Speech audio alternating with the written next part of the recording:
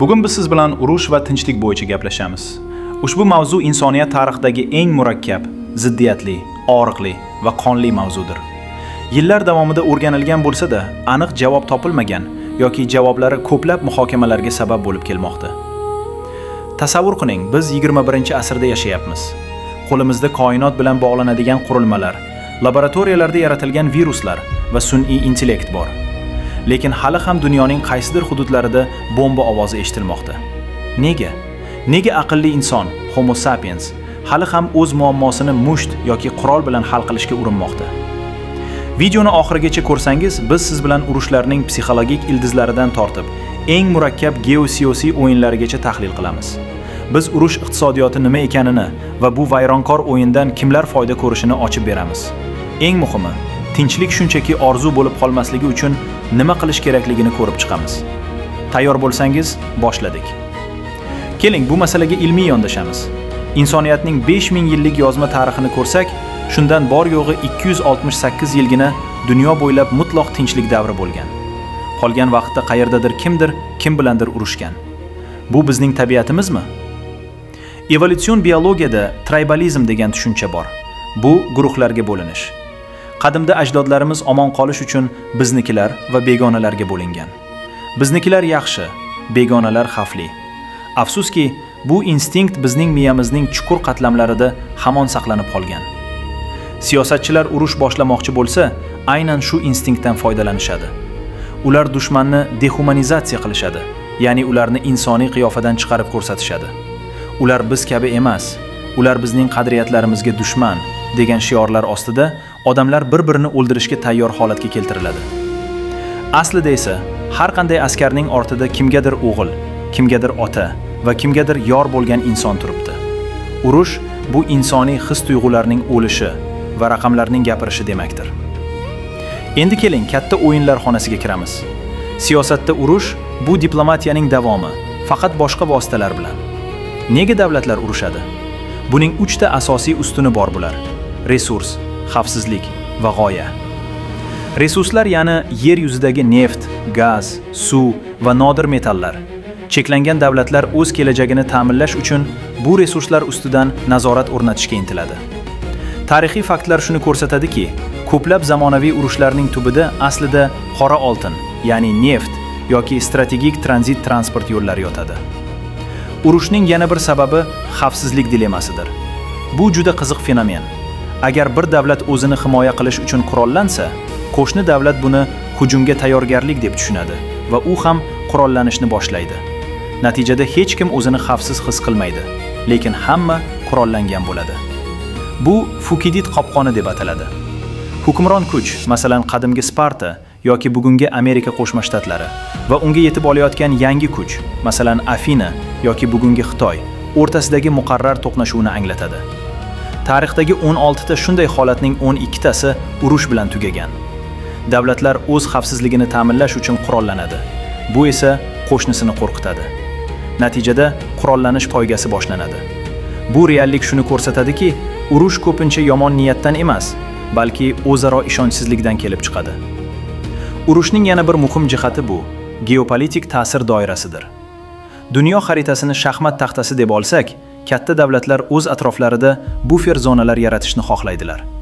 Kichik davlatlar ko'pincha mana shu katta o'yinchilarning to'qnashuv maydoniga aylanib qoladi va jabr ko'radi. Urush siyosati shunday. Uni boshlaganlar frontga bormaydi, frontga borganlar esa urushni boshlamaydi.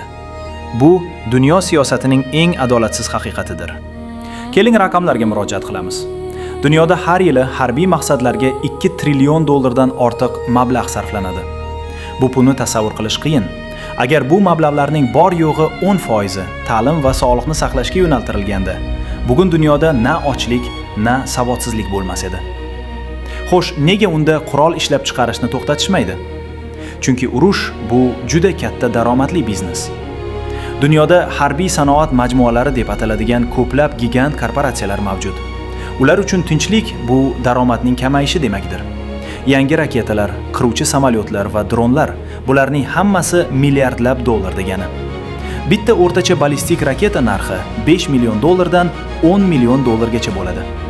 Urush bo'layotgan hududlar esa yangi qurollarni sinab ko'rish uchun poligon vazifasini o'taydi. Bu tizim shunchalik murakkabki, ba'zida iqtisodiyot urushga bog'lanib qoladi. Lekin biz unutmasligimiz kerak. Vayron bo'lgan binolarni tiklash, nogiron bo'lib qolgan insonlarni davolash va ekologik zarar har qanday urush foydasidan 10 barobar qimmatga tushadi. Urush tugagach g'oliblar va mag'lublar bo'ladi deymiz. Lekin aslida urushda hamma yutqazadi. Faqat kimdir ko'proq, kimdir kamroq. Insoniy fojia bu faqat o'lim emas. Bu millionlab yetim qolgan bolalar, parchalangan oilalar va butun umrga ruhiy jarohat olgan insonlar demakdir. Iqtisodiy inqiroz.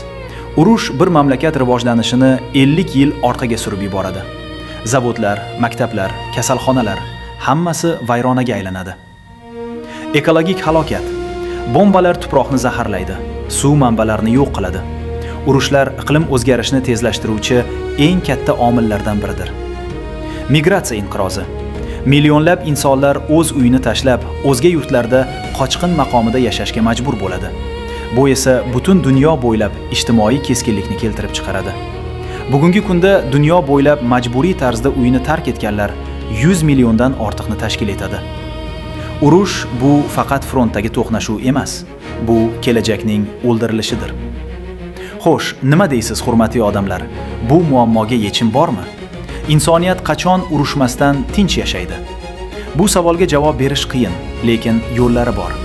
Misol uchun, ta'lim va tanqidiy fikrlash. Urushlar johillikdan oziqlanadi. Agar insonlar propagandani haqiqatdan ajrata olsa, ularni qurol ko'tarishga majburlash qiyin bo'ladi. Bilim bu eng katta qalqon. Iqtisodiy o'zaro bog'liqlik.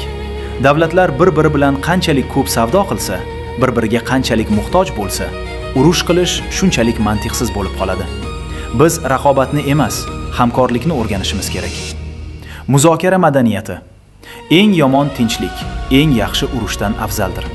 Har qanday nizo stol atrofida hal qilinishi shart. Buni geosiyosatda diplomatiya deb atashadi. Buning uchun xalqaro tashkilotlar haqiqiy kuchga ega bo'lish kerak. Individual mas'uliyat. Tinchlik sizdan boshlanadi. O'z oilangizda, mahallangizda, ijtimoiy tarmoqlarda bir-birimizdan nafratlanishni to'xtatish kerak. Boshqalarni boricha qabul qilish. Bu tinchlik uchun qo'yilgan kichik, lekin muhim qadamdir. Azizlar, dunyo juda kichik. Biz hammamiz bitta kemadamiz. Bu kemaning qaysidir qismida yong'in chiqsa, u hamma uchun xavfli. Urushlar tarixda qolishi kerak. Bizning vazifamiz urushlardan dars chiqarib, bilim va ma'rifat bilan kelajakni qurish.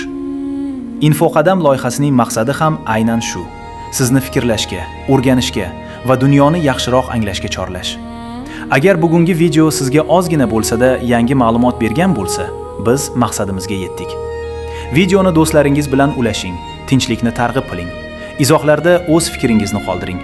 Sizningcha insoniyat urushsiz yashay oladimi? E'tiboringiz uchun rahmat. Tinchlik va omonlikda ko'rishguncha. Bu Infoqadam edi.